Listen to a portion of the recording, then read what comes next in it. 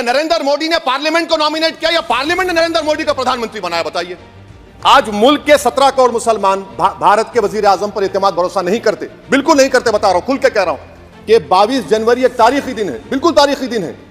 22 जनवरी की बुनियाद 6 दिसंबर 92 को रखी गई। 22 जनवरी की बुनियाद 86 में ताले खोलकर रखी गई। 22 जनवरी की बुनियाद जीबी पंत ने रखी थी, इसीलिए तारीखी दिन है। और तारीखी दिन इसलिए भी है कि सर इसी ऐवान में 16 दिसंबर 1992 को हमने रेजोल्यूशन पास किया था।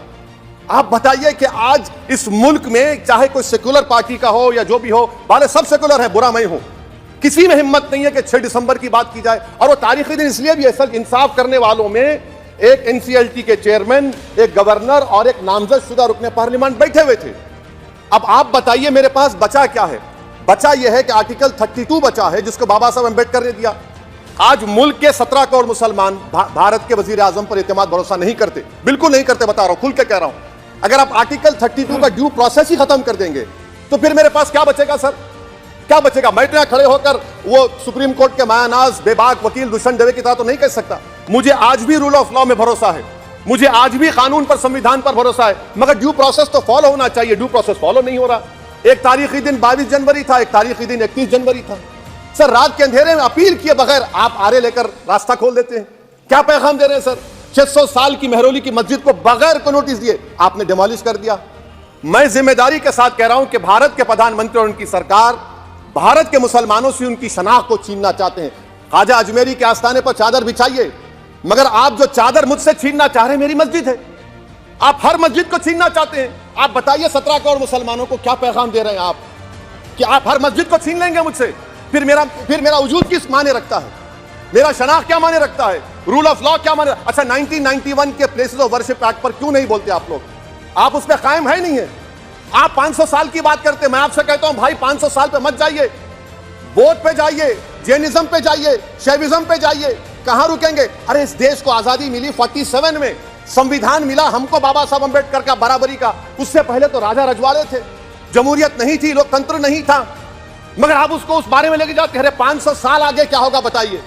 आप किसी एक सिविलाइजेशन, सर अंग्रेजी में किसी ने कहा था civilization can not be rewritten by hatred, history can not be corrected by demolition. आप ये नहीं कर सकते। और मैं उम्मीद करता हूं कि जब मौर्य तारीख लिखेगा, नरेंद्र मोदी इस मुल्क में तारीख लिखना चाहते हैं। क्या तारीख लिखना चाहते हैं? कि मैंने इस देश को, गांधी अंबेडकर के देश को मैंने हिंदू राष्ट्र बना दिया। मैं उम्मीद करता हूं कि हमारे भारत के हमारे हिंदू भाई देश के प्रधानमंत्री की सोच को नाकाम करेंगे। उन पर है, अब देखते हैं क्या होता है। सर नेबरहुड फर्स्ट की पॉलिसी है। नेबरहुड फर्स्ट क्या हो रहा है सर? हम सोशल मीडिया के जरिए फॉरेन पॉलिसी चला रहे हैं। मालदीव छोटा मुल्क, वो हमको आंख दिखा रहा है, चीन की गोद में बैठ गया।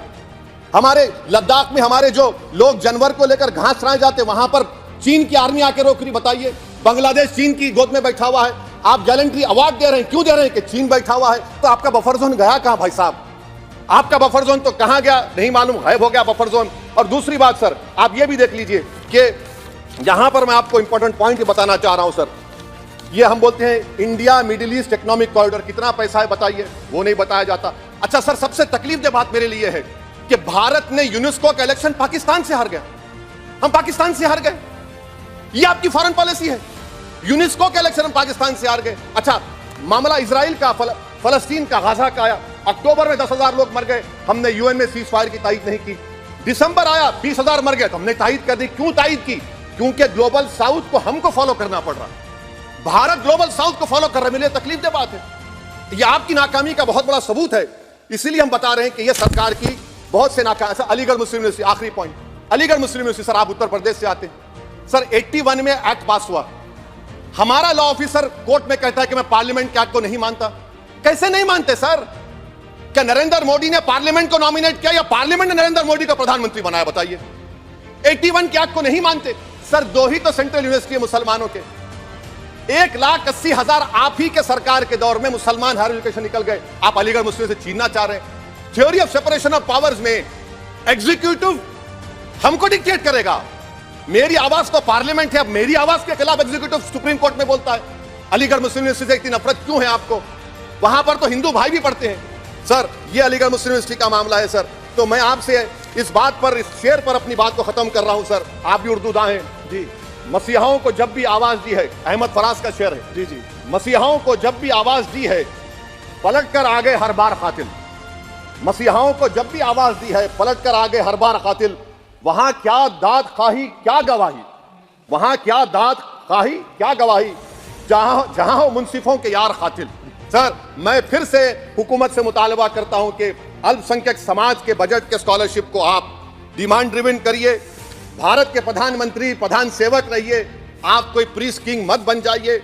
आप जीतेंगे, कौन जीतेंगे देश तय करेगा, मगर याद रखिए 17 करोड़ मुसलमान आज गम और गुस्से में हैं और इस बात को महसूस कर रहे हैं कि प्रधानमंत्री को हम नोट नहीं दिए मगर हमारा प्रधानमंत्री है। आखिर ये प्रधानमंत्री 17 करोड़ मुसलमानों की उनकी शनाख्त को कैसे मिटा रहे हैं, कैसे उनको आप मार्जिनलाइज कर रहे हैं। इसीलिए सर मैं उम्मीद करता हूं कि हमारे सेकुलरिज्म जो है वो, मैं पॉलिटिकल सेकुलरिज्म कभी नहीं माना, जो सेकुलरिज्म संविधान में लिखा गया उसकी हिफाजत करेंगे। मुल्क अहम है, वरना याद रखिए आप चुनाव जीते हैं हारे, मगर अगर आप 17 करोड़ एक जनता को आप गैर यकीनी कैफियत पैदा कर देंगे, ये देश के हित में नहीं होगा। बल्कि हम तो उम्मीद कर रहे हैं कि ड्यू प्रोसेस अदालत फॉलो करेगी। अदालत अगर एक तरफा फैसले करेगी तो गलत होगा। सर बहुत बहुत शुक्रिया।